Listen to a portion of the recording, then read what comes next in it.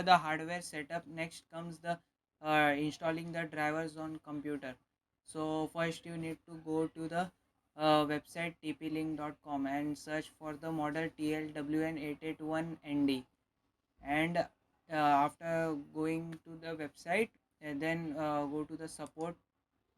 Then after loading, you get down and you will see the driver option, and click the driver, and driver automatically it will down display the options, and you can click and download. I have already downloaded it, so this will be in download folder.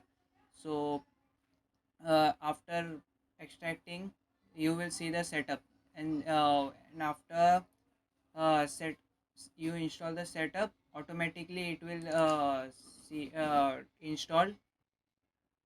Now it in my computer it's already installed, so is you are seeing this.